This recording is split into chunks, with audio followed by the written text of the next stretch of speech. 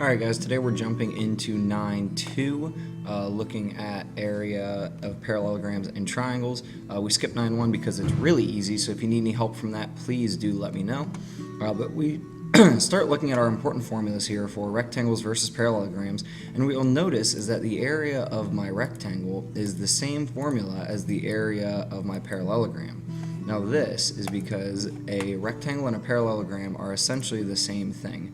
If you were to take a parallelogram and take the triangle off this side so that we would then have this vertical line here, and then I could bring the triangle over to this side and connect it on, and we would actually make a rectangle. So you can chop a parallelogram to make a rectangle. So that's why we end up with both formulas being exactly the same.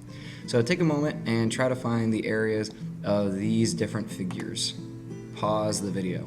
So our first parallelogram here is pretty easy. We've got a height of 12 and a base of 20. So we just multiply those together and make sure you have your label. It is not correct if you don't have your label. So now we move over here and we get a little bit more challenging because what we see is we have a measure for my base, my 5.8, but my 4 is not the height of the parallelogram. That's actually the diagonal if I were to spin this. So the height of my parallelogram is here, that 3.5. So when we do that multiplication, we get an area of 20.3, and you can see the rotated parallelogram down here if it did not make sense to you why this was the height. So then think about this last situation right here. Pause the video and try to solve that. Now this problem takes us a different direction. It is comparing that a parallelogram has the side lengths of 15 and 18. And remember, we only had two side lengths because we know that opposite sides will be the same lengths. And the height corresponding to the 15 centimeter base is 9. So what that means is, depending on the rotation of the parallelogram, we have a base and a height, or we can rotate it differently and have a different base and a different height. So up here, we used the base of 5.8 and the height of 3.5, but we could have used the base of 4 and then whatever height this was, but we did not know that height, so we just went ahead and used what we did know. So we can start to find our area for this problem just by looking at the base and the height that we know. So this 15 and this 9, let's go ahead and find the area based off that, then work backwards to find the height that would be relative to the 18 centimeter base. So we find our area by doing the 15 times the 9, that gives me 135. I'm not going to label yet because it's not quite necessary. I know that'll be equal to the area that I find the other way, and this is the other way to find my area, the other base and the other height. So to find this height, we just work backwards. So doing that math, we would just divide by 18. And when we solve the math all the way out, we see that my other height relative to the 18 centimeter base is 7.5 centimeters. So this is using that same method that I just showed you. You know a corresponding height and base, and you're trying to find out the other missing piece of information. So here, if I look at the base of 14, the height that is perpendicular to that corresponds, is the 8. So we'll start with those values. Then my 10 and my h work together, because notice these are perpendicular right here. So with my 10, we'd have this height of h. I'll go ahead and color code over here. If I use this base, I need to be perpendicular, so I use that height. So then my 0.5 and my h would be with each other. Pause the video, go ahead, try to solve these, and come back to see the answer.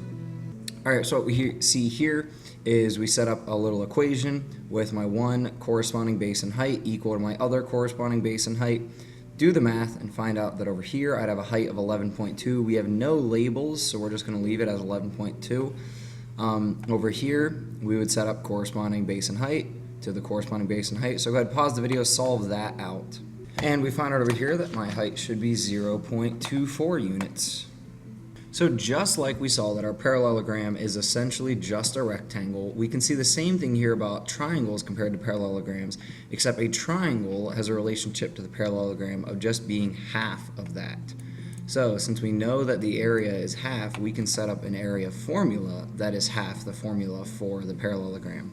So what we see is that my triangle formula is 1/2 times the base times the height. And remember that this base and height must be perpendicular. So we will often draw a line through the middle of the triangle or on the outside of the triangle to find out what its actual vertical height is. And the base of the triangle corresponds to the height, and we call this the altitude. So if you have worked through the Pearson module and that all makes sense, go ahead, try 5 and 6 to find the area of these triangles. Pause the video and work out this math. So I know that my area is half the base times the height. My base here is actually split up, so I want to start by combining my two values for the base and finding out that that is 7. We know that this is my altitude or my height because it is perpendicular to the base. So that tells me that I have a height of 4. So I go ahead and write this 1/2 times 4 times 7 because multiplication is commutative. We can write this in any order we want. And I write it like this because half of 4 is much easier to look at.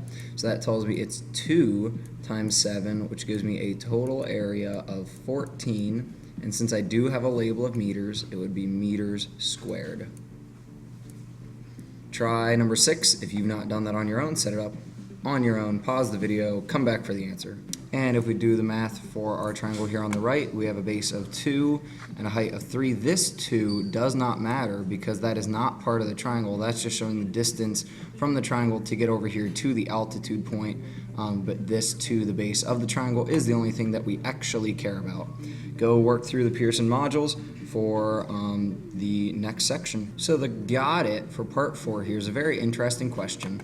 If we double the base lengths from problem 4, which you hopefully worked through in the Pearson module, if we double these lengths, so now this 6 becomes a 12, and the 6 on the triangle becomes a 12, so anywhere that's a 6 is now 12. Well, if we look just specifically at the triangle, when you double one dimension, you'll only double the area. But if we look at the square, where we're doubling both the base and the height, that will not only double it, it will actually quadruple it. So go ahead, try to find the new area that we find here. Hopefully you did not do too much work, because actually when I went and checked in the book, this threw me off still saying square, but they only want us to double the base. They want us to leave the height of the square alone and leave the height of the triangle alone. So if we double this base and double this base right up here, we have them both at 12 now, so my squared, well, not a square anymore, but what was a square, now a rectangle, 6 times 12, that'll give me my first area. Then we'll do half times the base times the height up here for the triangle. So then when we combine these two areas, we see that my rectangle down at the bottom is now 12 times 6, gives me 72.